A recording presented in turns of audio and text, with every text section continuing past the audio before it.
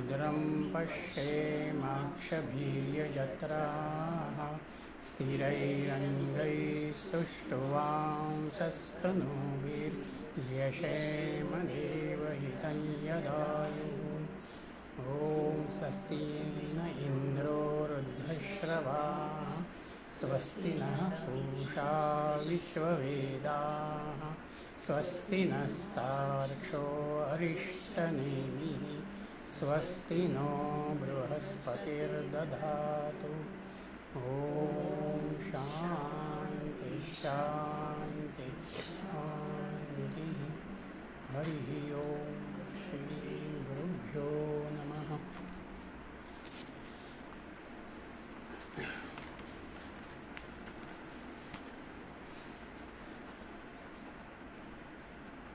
कालच्या सत्रामध्ये आपण सूर्याचं कार्य, त्याची शक्ती या अनुषंगानं विचार केलेला आहे। 12 महिन्यांचं संवत्सर, त्याच्यामध्ये पुन्हा 6 महिन्याचे दक्षिणायन आणि उत्तरायण हे 2 भाग, आणि त्यानंतर 7 वार आणि 12 महिन्यांची असलेली त्याची रचना, हा विचार कालच्या चिंतनात सूर्याच्या अनुषंगानं आपण बघितला। आम्ही जर इष्टकर्माच्या मार्गानं गेलो तर आम्ही सूर्यलोकापर्यंत जाऊन पोचतो, आणि एक प्रकारानं तो मुक्तीचा अनुभव असतो। पण आम्ही पूर्तीच्या मार्गानं गेलो तर आमच्या कामना काहीशा शिल्लक राहतात, त्यामुळं पुन्हा त्या चंद्रलोकामधनं आपण मागे येतो। म्हणून खऱ्या अर्थानं परमतत्वाचंच चिंतन हे माझ्यामध्ये मी जेवढं ठेवेन तेवढा मी पुढे उन्नत होत जातो। सूर्याच्या ह्याच विचाराला अनुसरून 7 वार, 6 ऋतू, 12 महिने यांच्या नंतर ते आले, ते 1 महिन्याच्या विचारावरती आले। 12वा मंत्र त्या अनुषंगानं आहे। मासौ वै प्रजापतिस्तस्य कृष्णपक्ष एव रयिः शुक्लः प्राणास्तमादेते ऋषयः शुक्ल इष्टं कुर्वन्ति इतरम् अस्मिन्। मासः वै प्रजापतिः, महिना हे सुद्धा प्रजापतीचंच स्वरूप आहे। तस्य कृष्णपक्ष एव रयिः, कृष्णपक्ष हा रयी आहे। शुक्ल प्राणः, शुक्लपक्ष प्राणशक्ती।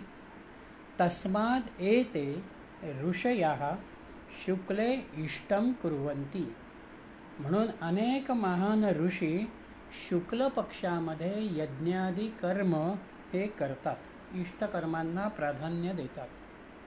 इतरे इतरमस्मिन्, आणि बाकीचे सामान्यपणानं बरेच जण कृष्ण पक्षालाही विचारामध्ये घेतात, आणि त्यातही आपली कर्म ते त्या ठिकाणी करतात।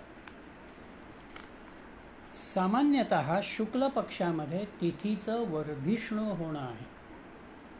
प्रतिपदा, द्वितीया, तृतीया करत पौर्णिमेपर्यंत एक प्रकारचा विकास चंद्राचा होत जातो, आणि कृष्ण पक्षामध्ये त्याचा एक अंश कमी होत जातो। ही भावना ह्या शुक्ल पक्ष आणि कृष्ण पक्षाच्या अनुषंगाने, म्हणून बरेचसे मुहूर्त, चांगल्या प्रसंगातले असलेले विचार हे शुक्ल पक्षाशी निगडीत झालेले आपल्याला दिसते। कारण कृष्ण पक्षामध्ये व शेवटच्या 3-4 तिथी ह्या बऱ्यापैकी त्याज्य ठरल्या जातात, अमावस्या, चतुर्दशी, शिवरात्र वगैरे। म्हणून यज्ञादी कर्म जी प्राधान्यानं आहेत, महत्त्वाचे जी कर्म आहेत, ती बऱ्याच वेळेला ऋषी शुक्ल पक्षाला विचारामध्ये घेत त्या अनुषंगानं घेतात। पण आता जिथे पर्यायच नसतो तिथे कृष्ण पक्षाचाही आधार घेतला जातो, म्हणून इतरांची कर्म ही प्राधान्यानं त्याही वेळेला त्या ठिकाणी होतात। म्हणून इथे महिना आणि त्या महिन्यातले असलेले दोनही पक्ष प्रजापतीही, प्रजापतीचंच स्वरूप आहे। ज्यानं ह्या सृष्टीला निर्माण केलं तोच प्राणाचाही अधिष्ठान करता आहे. या अनुषंगानं इथे ह्या विश्वाच्या निर्मितीमधला प्रत्येक घटक हा प्रजापतीशी निगडीत आहे. म्हणून त्या प्रजापतीशिवाय जर अन्य काही नाही आहे, तोच सगळ्याचा कर्ता आहे, तर मीही माझ्या कर्मामध्ये त्याचाच विचार करावा. त्याच्या अनुषंगानं माझ्यामध्ये समर्पणाची भावना असावी की तू ते करतो आहे. आणि म्हणून कर्माच्या अनुषंगानं त्यांनी हा शुक्ल पक्षाचा आणि कृष्ण पक्षाचा विचार दिला. पुढे 13व्या मंत्रामध्ये दिवस आणि रात्रीचा विचार त्यांनी केलेला आहे. अहोरात्रौ वै प्रजापतिस्तस्या अहरेव प्राणो रात्रिरेव रयिः प्राणं वा एते प्रस्कंदन्ति ये दिवा रत्या संयुज्यते ब्रह्मचर्यमेव तद्य रात्रौ रत्या संयुज्यते. दिवस आणि रात्र हे दोनही प्रजापतींनीच निर्माण केलेले आहेत. दिवस प्राणाशी निगडीत आहे आणि रात्र रयीशी निगडीत आहे, प्रकृतीशी निगडीत आहे. अहा तस्य प्राणाः इव रात्रिः रयी इव ये दिवा रत्या संयुज्यते एते प्राणं वै प्रस्कंदती. जे दिवसा रतिसंभोग करतात ते प्राणशक्ती गमावतात आणि रात्रौ रत्या संयुज्यते तत् ब्रह्मचर्यम एव. रात्री जे शरीरसंबंध ठेवतात त्यांचं ब्रह्मचर्यच राहतं. महत्त्वाचा एक विचार विज्ञानाच्या अंगानं ऋषींनी आधीच आमच्यासमोर या ठिकाणी ठेवलेला दिसेल. 24 तासाच्या दिवसामध्ये सुद्धा प्रजापतीचंच अस्तित्व आहे आणि त्या प्रजापतीच्या अस्तित्वालाच अनुलक्षून, सूर्याच्या अस्तित्वाला अनुलक्षून दिवसाची कल्पना आहे. सूर्य अस्तंगत झाला असं म्हणत आम्ही रात्रीचा विचार करतो. इथे जीवनाला एक शिस्त असावी, एक संयमितपणा असावा. केवळ मी भोगासाठीच जीवन जगतो आहे असं होऊ नये, याच अनुषंगानं हा विचार, शरीरसंबंधाचा, संभोगाचा विचार ऋषींनी या ठिकाणी दिला. आम्ही गृहस्थ जीवन स्वीकारलेलं आहे, त्यामुळं प्रजाविस्ताराचा विचार, कुलविस्ताराचा विचार हा तिथे आहे. पण तो करत असताना आम्हाला त्याच्यामध्ये संयमितता अत्यंत आवश्यक आहे. आणि म्हणून ज्या वेळेला आपण अशा रीतीनं दिवसा शरीर उपभोगांचा विचार करू, त्यावेळेला आपण आपली प्राणशक्ती गमावतो असं ऋषींचं म्हणणं आहे. आणि रात्रीच्या बाबतीमध्ये एक काळ असा आहे की त्या काळामध्येच तुम्ही शरीरसंबंध ठेवावे. म्हणून रात्रीच्या काळामध्ये एक प्रकारची मर्यादा येते आणि रात्रीच्या काळामध्ये जरी आमचे शरीरसंबंध झाले तरी रात्रीचा बराचसा भाग हा निद्रेशी निगडीत होतो, म्हणजे तिथे शरीराला विश्रांती आहे. म्हणून इथे त्यांनी रात्रीच्या बाबतीमध्ये ब्रह्मचर्याचा विचार केलेला आहे. एक प्रकारची संयमितता ही त्या ठिकाणी त्यांना दाखवायची आहे. भागवतामध्ये एक कथाप्रसंग आहे. दिती आणि कश्यप ऋषी हे जोडपं आहे. ही दिती एक दिवस संध्याकाळच्या वेळेला ऋषींच्या इतकी मागे लागते की मला आता स्वस्थ राहवतच नाही, आपण माझ्याशी शरीरसंबंध ठेवा. ऋषी म्हणतात की आत्ताची वेळ त्याच्यासाठी नाही आहे, उत्तर रात्री मी तुला हवं असेल ते सगळं सुख देतो. पण ती हट्टाला पेटते आणि त्या हट्टाला पेटल्यामुळे ऋषींचाही नाईलाज होतो. ते संबंध ठेवतात आणि त्याच्यामधूनच हिरण्याक्ष आणि हिरण्यकश्यपूची निर्मिती होते. म्हणजे आमच्याकडे संस्कृतीनं म्हणा, धर्मानं म्हणा, ह्या विचारधारेनं कोणत्याक गोष्टीला काहीतरी एक सामाजिक भान, काळाचं भान हे विचारामध्ये घेतलेलं आहे. आणि म्हणून इथे आम्हाला जे जीवन उपभोगायचं आहे त्या जीवनाच्या मध्ये सुद्धा एक प्रकारची संयमितता असणं आवश्यक आहे. धर्मशास्त्रानं सुद्धा हा नियम दिलेला आहे की महिन्यामध्ये जर एकदाच तुमचा संबंध आला तर तुम्ही दोघंही ब्रह्मचारीच असता. तिथे कुठेही कामसेवन केलं म्हणून आम्ही काही वेगळं केलं असं होत नाही, हे शास्त्राचं कथन आहे. आणि म्हणून त्यांनी केव्हा उपभोग घ्यावा आणि केव्हा घेऊ नये या दृष्टीनं हा विचार दिला. 14व्या मंत्रामध्ये ते अन्नाकडे आलेले आहेत. कारण शेवटी हे शरीर कोणामुळे धारण होत आहे, म्हणून जे विश्वामध्ये अन्न निर्माण होत आहे त्या सगळ्या अन्नाचा आम्ही स्वीकार करतो आहोत. म्हणून त्या अन्नामध्ये सुद्धा प्रजापतीच आहे. म्हणून 14वा मंत्र आहे अन्नं वै प्रजापतिस्ततो अहो वै तद्वेत अस्मादीमाः प्रजाः प्रजायन्त इति. अन्न वै प्रजापती, अन्न हे सुद्धा प्रजापतीच आहे. ततः हवै रेतः, त्या अन्नामधूनच आमच्यामध्ये वीर्य निर्माण होतं. तस्मात् इमाः प्रजाः प्रजायन्ते, आणि त्याच वीर्यामधून त्याच शुक्रामधून सर्व प्राणी पुढे उत्पन्न होतात. म्हणजे एक प्रकारानं प्रजाविस्ताराचा विचार ज्या ज्या वेळेला आपण करतो त्यासाठी असणारं जे अन्नग्रहण आहे, ती जी ओज आहे, ती जी शक्ती आहे, त्याचाही विचार हा एक प्रकारानं प्रजापतीशी निगडीत आहे.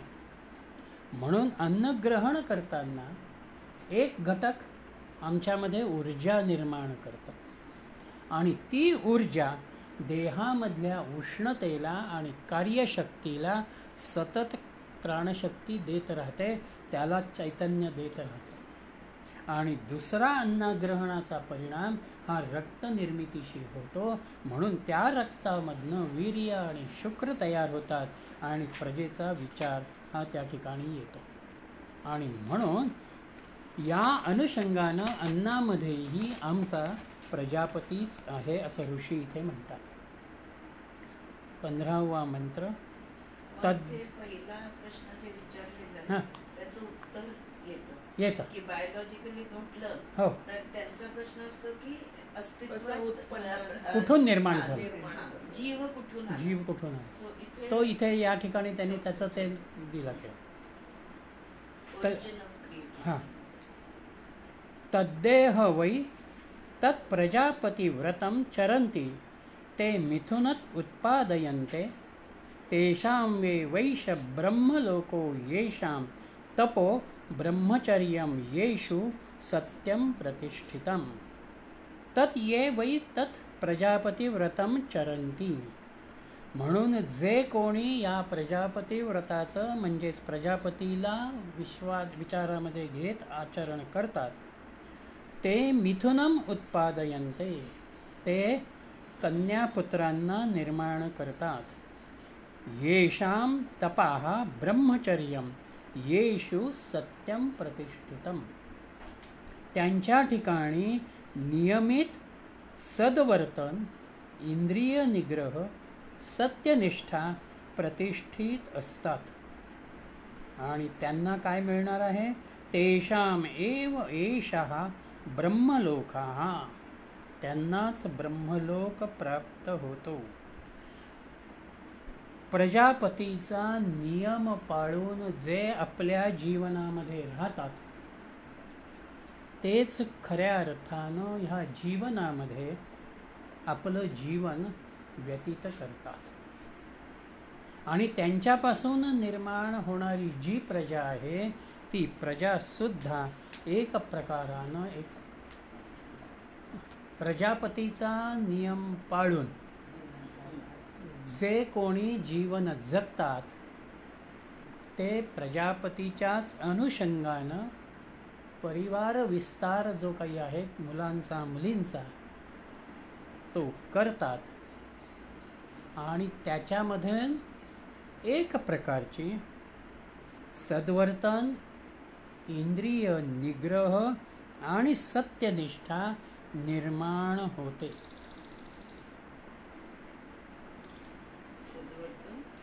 सद्वर्तन, इंद्रिय निग्रह,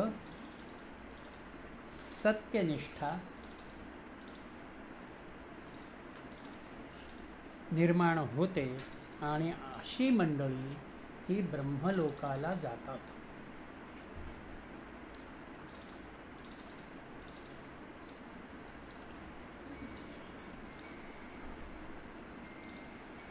प्रजापतीनं निर्माण केलेलं हे विश्व, त्या विश्वनिर्मितीमधून त्याची असलेली धारणा किंवा भूमिका आणि त्या नियमांचं पालन आपण ज्या वेळेला करतो त्याच वेळेला खऱ्या अर्थानं एक चांगली निर्मिती ही आपोआप त्या ठिकाणी येते.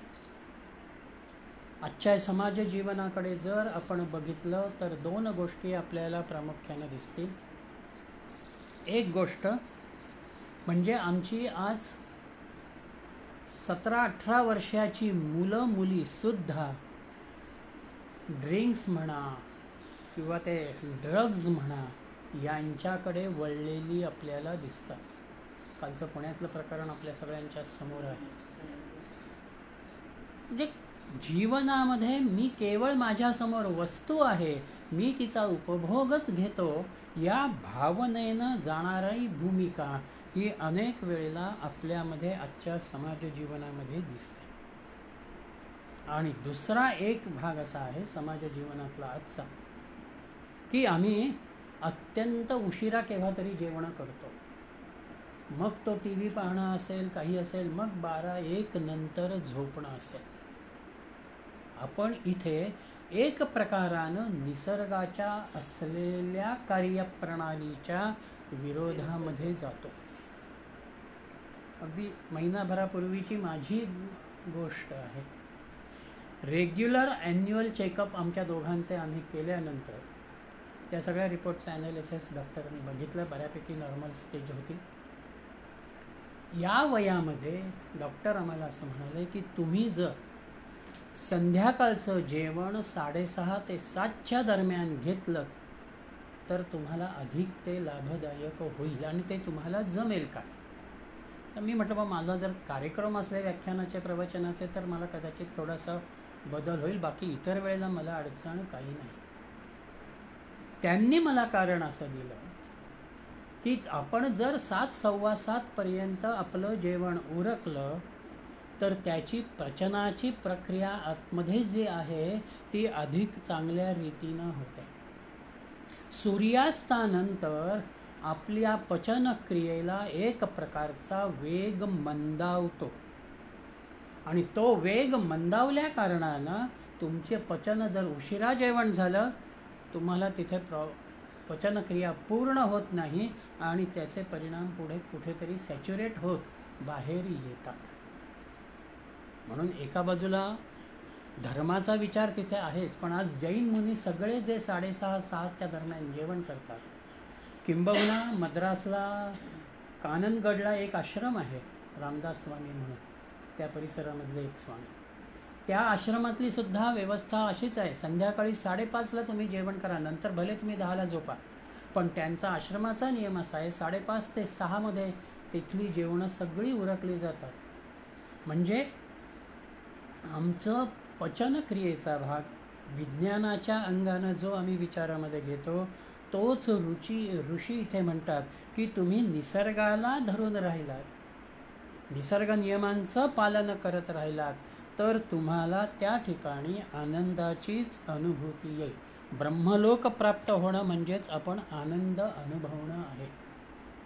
माझं जीवन आनंदी कसं होईल, मी समाधानानं कसं राहीन हा विचार आहे. म्हणून इथे ब्रह्मलोक कोणासाठी, तर माझं आत्मसंयमित जीवन आणि आत्मविकासाच्या अनुषंगानं असलेलं चिंतन या दोहोंचा समन्वय मी माझ्या जीवनामध्ये आणतो तेव्हा आनंदाची निर्मिती होते.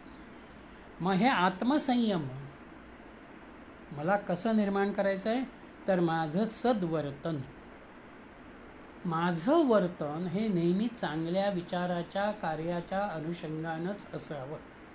माझ्या वर्तनामध्ये मी कुणाला त्रास देतो आहे, कुणाचं नुकसान करतो आहे, कुणाचं अहित चिंतितो आहे असा विचार येता उपयोगाचा नाही. इंद्रिय निग्रह संयमाचा विचार आपण आत्तापर्यंत बऱ्याच वेळेला बघितलेला.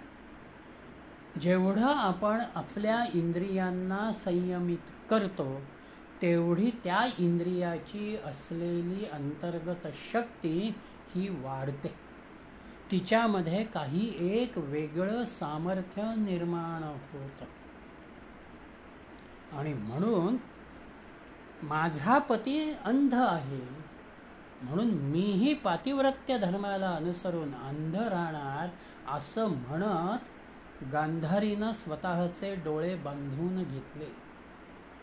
आयुष्यभर ती त्याच परिस्थितीमध्ये राहिली, पण त्या नेत्रांमध्ये नंतर अशी शक्ती आली की तिनं शेवटच्या स्टेजला दुर्योधनाला असं म्हटलं की माझ्यासमोर तू वस्त्रहीन अवस्थेमध्ये ये, मी फक्त तुला एकदा बघते. कृष्णाच्या हे लक्षात आलं म्हणून तो दुर्योधनाला म्हणाला, अरे आई असली तरी आईच्या समोर तू वस्त्रहीन का जातोस? किमान पक्षी तेवढ्या भागापुरतं तू काहीतरी बांध आणि जा. त्याला त्या अवस्थेत बघितल्यानंतर गांधारी म्हणाली, अरे तू माझं का ऐकलं नाहीस? त्याचं बाकीचं सगळं शरीर तिच्या एका बघण्यामध्ये वज्रा समान कडक झालं. जो भाग वस्त्रानं झाकला गेला तेवढाच भाग फक्त सामान्य राहिला आणि तिथेच भीमानं गदेचा वार केला. म्हणून ज्या ज्या इंद्रियांना आपण संयमित करतो बहिरंगाच्या अनुषंगानं तेवढी ती इंद्रिय अधिक कार्यक्षम होत राहतात. ती तुम्हाला अधिक एक काहीतरी शक्ती निर्माण करत जातात. म्हणून मौनाचा अभ्यास जो आहे तो यासाठी आहे. तुम्ही तुमच्या वाणीला संयमित केलं की तुमचे विचारही संयमित होतात आणि एकदा विचार संयमित झाले तर अंतर्गत ऊर्जा जी आहे, चिंतनशीलता जी आहे ती त्या मौनामधून तुम्हाला आपोआप प्राप्त होते. तुम्ही स्वस्वरूपाशी अधिक अंतर्मुख होतात, अधिक एकाग्र होतात. म्हणून इंद्रिय निग्रह हा आनंद निर्मितीला अत्यंत महत्त्वाचा. आणि सत्यनिष्ठा, सत्याचं वर्तन हे अनेक वेळेला अत्यंत महत्त्वाचं आहे. आणि त्या सत्यालाच अनुलक्षून जीवनभर जर आम्ही वावरलो तर ते सत्य कदाचित आमच्या नियमित जीवनामध्ये अडथळा निर्माण करेल, आम्हाला त्रास होतो आहे असं वाटेल, पण त्या सत्याचा आत्ता जरी त्रास वाटला तरी अंतिमतः ते तुम्हाला अनुकूलच ठरतं. ते फलदायी स्वरूपाचाच भाव तुमच्या समोर ठेवतं. म्हणून आपल्याकडे म्हणतं की सत्य परेशान होता है लेकिन पराजित होता नाही. सत्याचाच अंतिमतः विजय आहे. म्हणून जे या ठिकाणी या अनुषंगानं राहतात त्यांच्याच ठिकाणी ब्रह्मलोकाचा भाग येतो. आणि म्हणून आपल्याकडे जर आम्ही आमच्यावरती काही एक बंधन म्हणा, संयमन म्हणा हे ठेवलं नाही, निसर्गाच्या विरोधात गेलो तर तो निसर्गही कुठेतरी आम्हाला प्रतिकूल होत जातो किंवा तो स्वतःहून आमच्या जीवनामध्ये हस्तक्षेप करतो आणि त्या जीवनाला पुन्हा एकदा सामान्य स्तरावरती आणतो. म्हणून जिथे जिथे पृथ्वीवरचा भार वाढलेला आपल्या यापूर्वीच्या कालखंडात दिसला तिथे तिथे निसर्ग प्रकोपाचा, निसर्गाच्या हस्तक्षेपाचा भाग आपल्या समोर आलेला आहे. म्हणून मग प्रलय असेल, दुष्काळ असेल, पूर्वीच्या काळामध्ये प्लेगसारखे महामारीसारखे प्रकार येत होते. आत्ताच्या 2 वर्षात 3 वर्षापूर्वीचा कोरोनाचा कालखंड फार मोठ्या प्रमाणावरती ज्या वेळेला अशा रीतीचा नरसंहार होतो नैसर्गिक अंगानं त्यावेळेला आपोआप या पृथ्वीचा भार हे जीवन सुरळीत होण्याच्या अनुषंगानं चालवलं जातं. आणि म्हणून त्या ब्रह्मलोकाला, निर्दोष ब्रह्मलोकाला मला जे प्राप्त करायचं आहे त्याचा विचार 16व्या मंत्रामध्ये आपल्या समोर येतो. तेषामसौ विरजो ब्रह्मलोको न येषु जिह्वम् अनृतं न माया चेति. येषु न जिह्वम् अनृतं न माया च. ज्यांच्या ठिकाणी कुटिलता आहे, खोटेपणा आहे आणि माया नाही, तेषाम असौ विरजः ब्रह्मलोकः इति. त्यांनाच तो निर्दोष अशा रीतीचा ब्रह्मलोक प्राप्त होतो. कुटिलता आमच्यामध्ये नसावी, खोटेपणा आमच्यामध्ये नसावा, माया म्हणजे फसवणुकीचा भाग आमच्यामध्ये नसावा, तेव्हाच ब्रह्मलोकाची प्राप्ती होते. म्हणजे एक प्रकारानं सुरुवातीच्या मागच्या मंत्रामध्ये त्यांनी सद्वर्तन, इंद्रिय निग्रह आणि मनोनिग्रह या अंगानं आम्ही काय करावं हा विचार इथे दिला. आणि आत्ताच्या मंत्रामध्ये आम्ही काय करू नये या अनुषंगानं कुटिलता नसावी, खोटेपणा नसावा आणि माया किंवा फसवणूक ज्याला म्हणतात तो नसावी. कपटीपणा किंवा कुटिलता जी आहे ती मनामधून आणि शारीरिक अंगानं, दोनही अंगानं विचारत येते. मनाच्या स्तरावरती मी वाईट व्हावं अशा रीतीचा विचार करतो म्हणून मनही माझं दूषित होतं, आणि मनामध्ये आलेल्या विचाराला मी कार्यान्वित करतो म्हणून शरीराच्या पातळीवरती क्रिया पण घडते. आणि एकदा ही कुटिलता माझ्या वृत्तीमध्ये आली, कर्मामध्ये आली की आपोआप त्यालाच जोडून मग खोटेपणा येतो, ढोंग येतं, फसवणुकीचा विचार त्या ठिकाणी येतो. म्हणून अप्रामाणिकता ज्याला आपण म्हणतो ती व्यक्तीला खरोखर तिच्या काही करून दाखवण्याच्या किंवा मिळवण्याच्या सर्व सामर्थ्यापासून वंचित करते. म्हणजे मी ज्या वेळेला अप्रामाणिकपणा स्वीकारतो तेव्हा जे काही खरोखर मला मिळवायचं असतं त्याच्यापासूनच मी स्वतःला बाजूला करतो.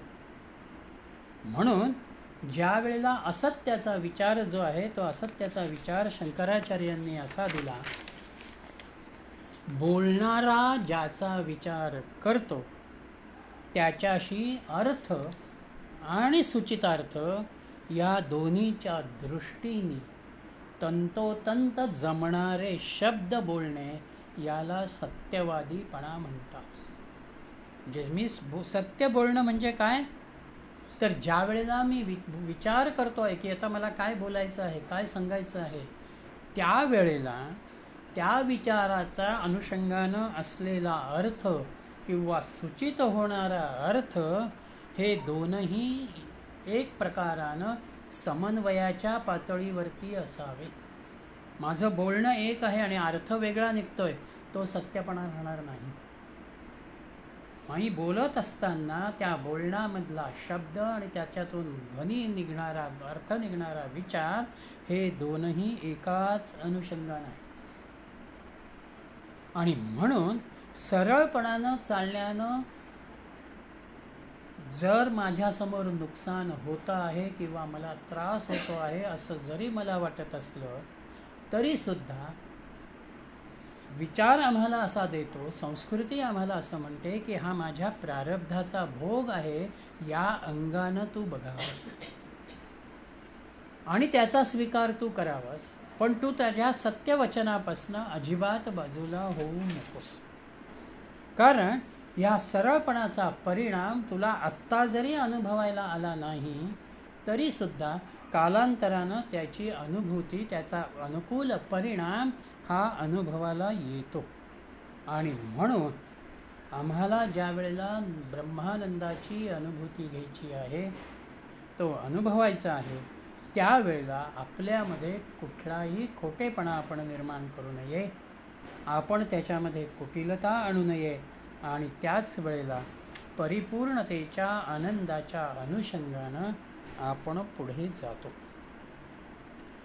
ब्रह्मभाव म्हणजे आपल्यामधला आंतरिक विकास, आनंदाच्या अनुषंगानं माझी होणारी मानसिक प्रगती, जीवनामध्ये बाह्यांगानं प्रपंचात घडणाऱ्या घटनांच्याकडे मी कशा रीतीनं बघावं या विवेकाचा माझ्यामध्ये निर्माण होणारा जो विचार आहे, मी कोशाला किती वेळ महत्त्व द्यायचं, हा विचार जो आहे हा विवेकाचा विचार आंतरिक स्तरावरती माझ्यात तयार होतो, तो विकसित होतो आणि तोच आंतरिक विकास ज्या वेळेला माझ्या कृतीमध्ये येतो, बोलण्यामध्ये येतो, व्यवहारामध्ये येतो, तेव्हा तो ब्रह्मलोकाच्या आनंदाच्या अनुषंगानं एक समाधानाची वृत्ती तो निर्माण करतो. म्हणून ह्या सृष्टीच्या संपूर्ण निर्मितीचं पहिल्या प्रश्नाला अनुलक्षून कारण काय, त्या प्रश्नाला अनुलक्षून ऋषींनी ह्या 16 मंत्रांमध्ये सृष्टीच्या निर्मितीपासून व्यापक अंगानं म्हणजेच समष्टीच्या निर्मितीचा विचार करत करत ते व्यक्तीपर्यंत, व्यष्टीपर्यंत आले, बाहेरून ते आतमध्ये आलेले.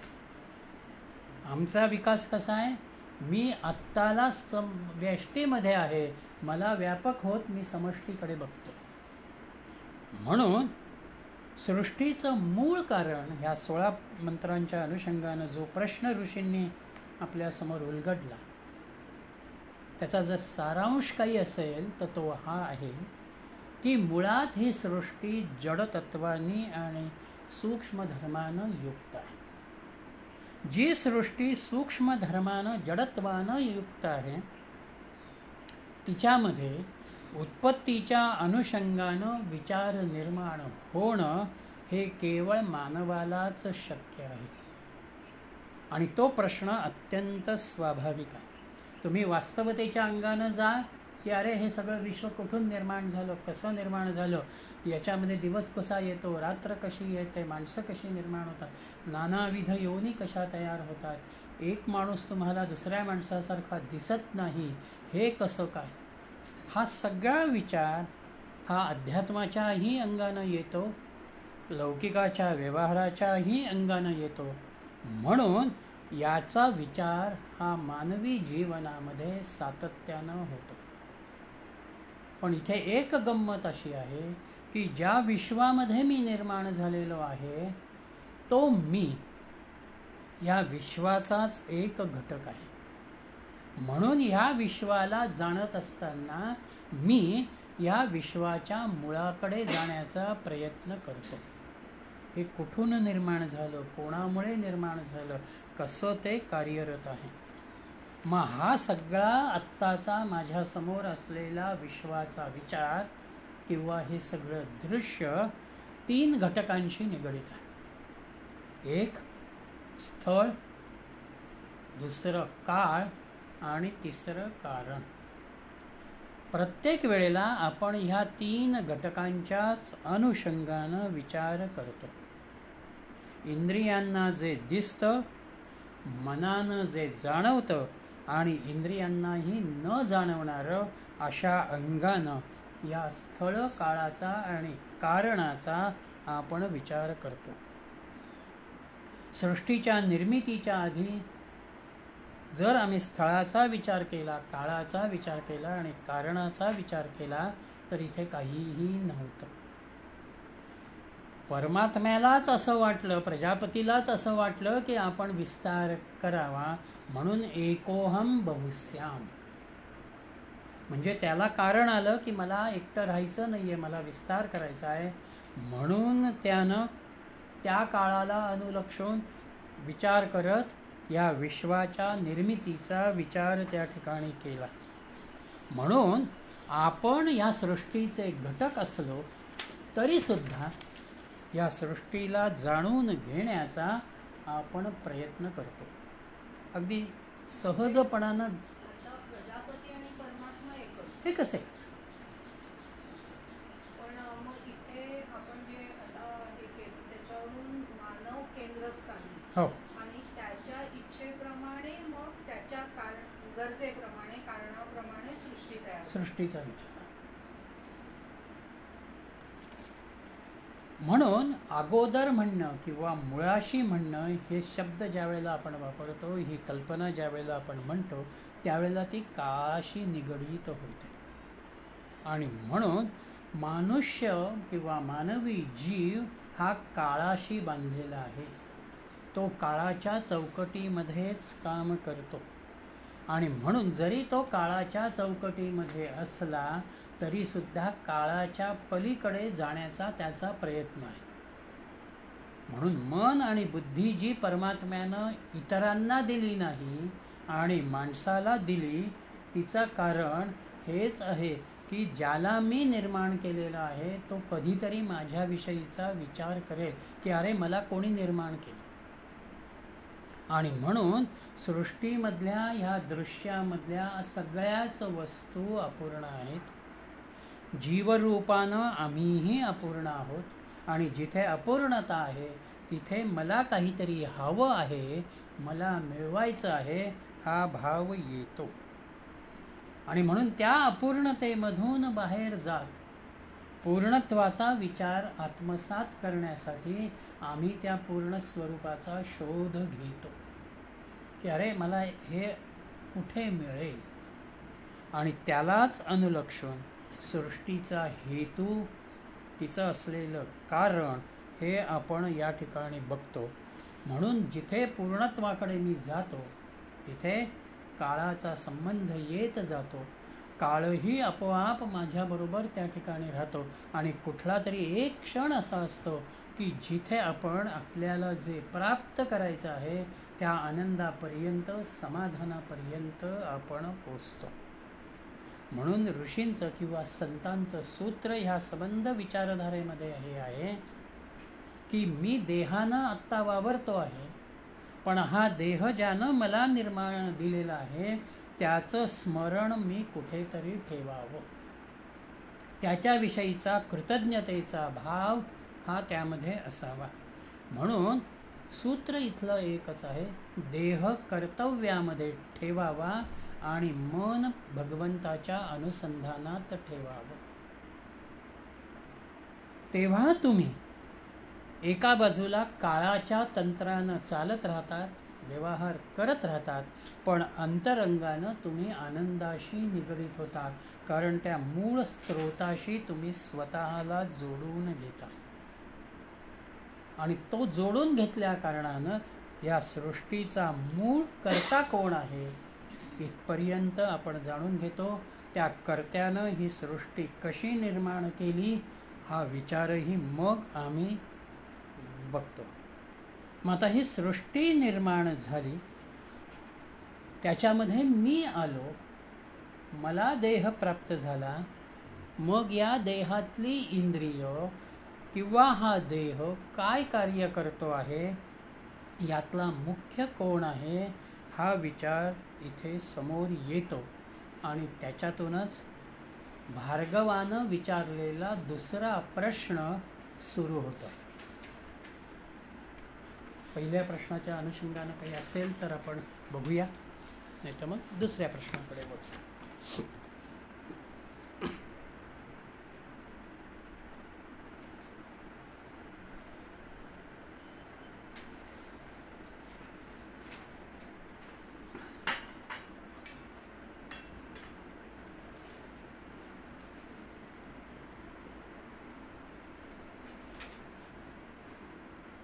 सगळं जेवढं दृश्य जगत आहे किंवा जीवात्मा आहे सगळेच प्रजापतीचंच काम. अंश किंवा रूपमान.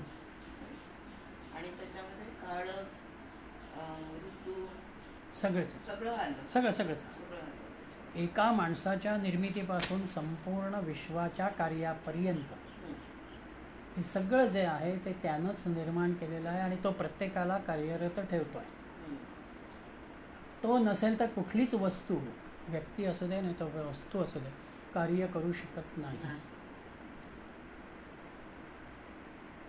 म्हणजे प्राण रई, रई प्राणाशिवाय नाही, हां प्राण रई, प्राण नसेल तर रई पण नसणार. नाही हे जरी असलं तरी सुद्धा दोघांचं अस्तित्व प्रजापती म्हणून. त्यांनीच त्या दोघांना निर्माण केले. तो सोर्स बनतो तो source त्या बनतो. दोघांचा. एक इकडे इष्ट आणि पूर्तीबद्दल त्यांनी दिलेलं हां. आहे की रोजचं कार्य आपण जे करतो त्याला इष्ट म्हटलेलं आहे, आणि पूर्ती म्हणजे सोशल सर्व्हिस या अर्थाने दिलेलं आहे की पब्लिक वेलफेअर, जसं विहीर खणणं, हो, धर्मशाळा हो. बांधणं, हे सगळं पूर्तीचा भाग बनतो. सार्वजनिक अंगानं जे जे म्हणून काही करणं आहे ते सगळं आहे. सार्वजनिक अंगानं जे करतो ते पूर्तीचा भाग.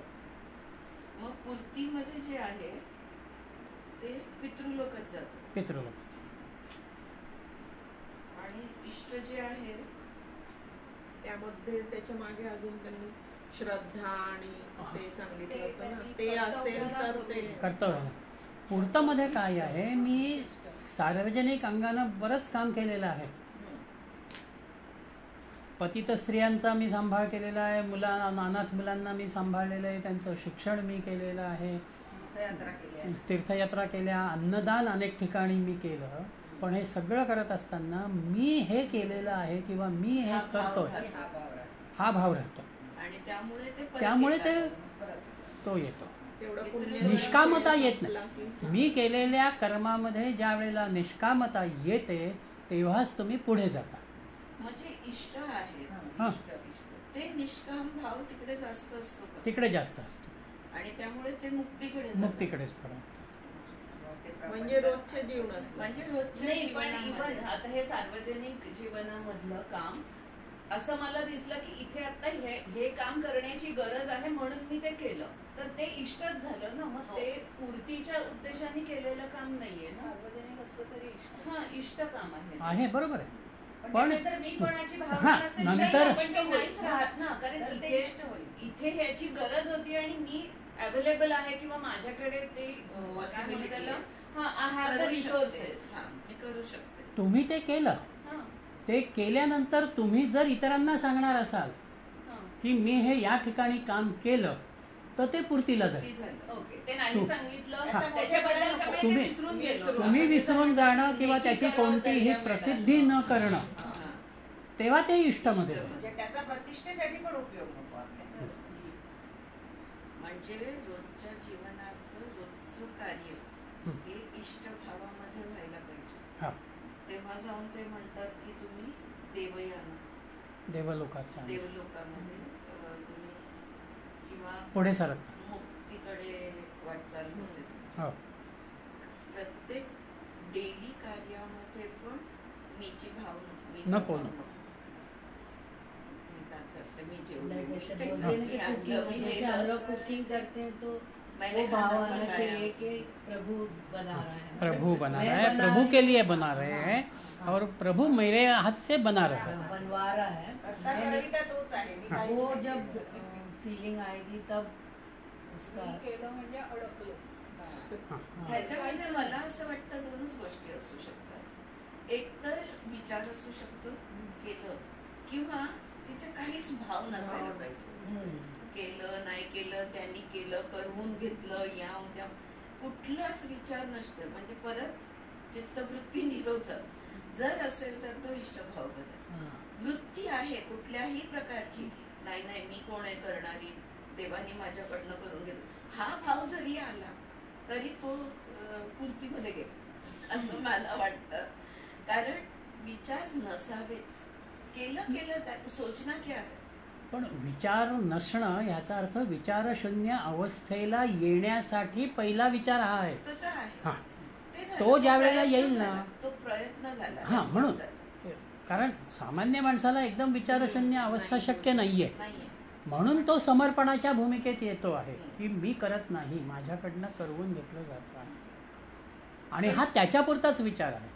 त्यामधूनही एक प्रकारचं असं श्रेष्ठत्वाची भावना यायला लागते. मी म्हणजे आम्ही दोघी काउन्सिलिंग वर्कमध्ये आहोत, हे आम्हाला खूप बघायला मिळतं की त्याच्यामध्ये मी असा विचार करते मी कोणतरी ग्रेट आहे, कळलं. म्हणून मग मी त्या कन्क्लुजनला आले की कुठल्याही प्रकारचा विचार काय येतोय. तुम्ही स्वयंपाक करताय, घरासाठी करताय, कुटुंबासाठी करताय, त्यात विचार काय करायचा. So there should be no neutrality. एक न्यूट्रल भाव जर तिकडे आणला तर मुक्त मध्ये राहणार. ऍटलिस्ट तुम्ही फ्री राहणार. You are not here, you are not there, at least you are free. पण जर हे सगळे विचार ह्याच्यामध्ये श्रेष्ठता खरंच आणतात की मी एवढा विचार करते. अहंकार बोलते ना, वो ऐसा है ना कि सूक्ष्म इतने- लेवल हाँ, पे इतने काम में भी करता आ जाता, पता भी नहीं चलता अपने को। सूक्ष्म लेवल पे काम करता है अहंकार, सच में ध्यान में भी नहीं आता. हम बस सोच बड़ा हो रहे कि गया. हमने अहंकार नहीं किया, पर वो कब आ जाता है समझ में ही नहीं आता है वो मोमेंट में। मला का आज इथेच चाल काही हरकत नाही. चालेल चालेल. उद्या आपण नवीन दुसऱ्या प्रश्नाकडे उद्या लागूया. काय म्हणत होते? ते वाचताना म्हणजे आपण सामान्य बुद्धी असं म्हणतो तसं नाही. आपण तर नेहमी स्त्री पुरुष असताना आणि आपण ह्याच्यात पुरुष आणि रई वगैरे ते असं इतकं पक्क आता डोक्यात बसलं बसलं. ना की रई म्हणजे स्त्री पुरुष. ते म्हणजे कुठेतरी असं ना हलायचं हवं. की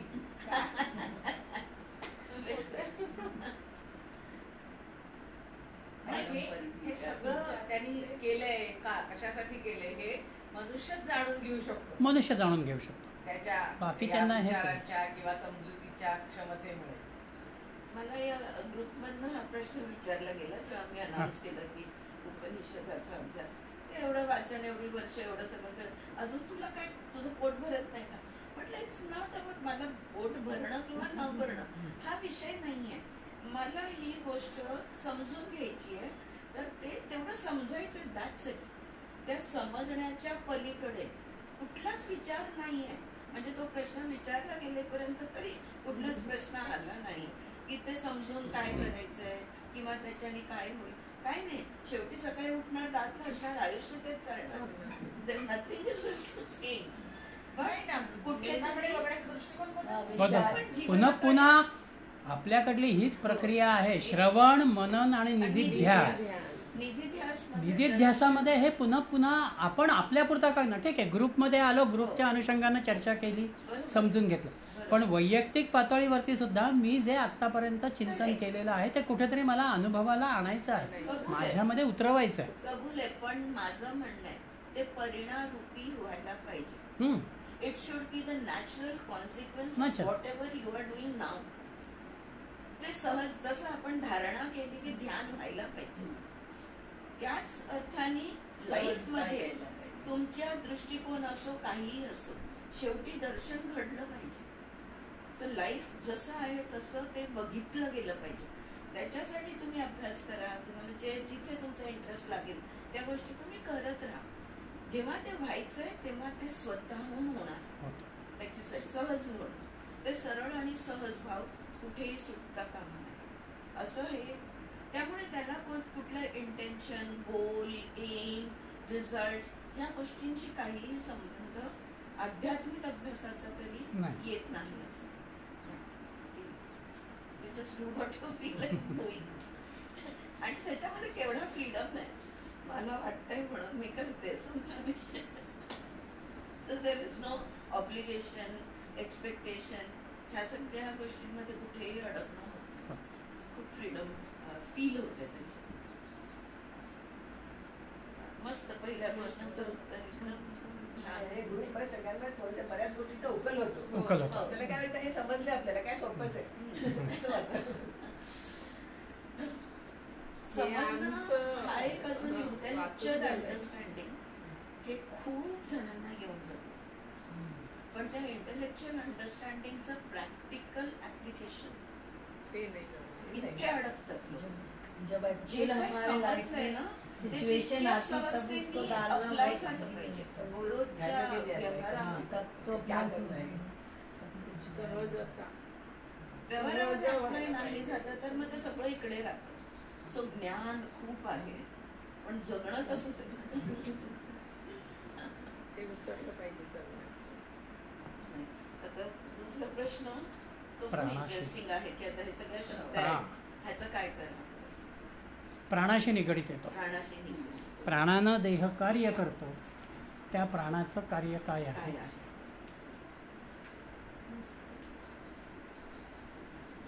ओंकार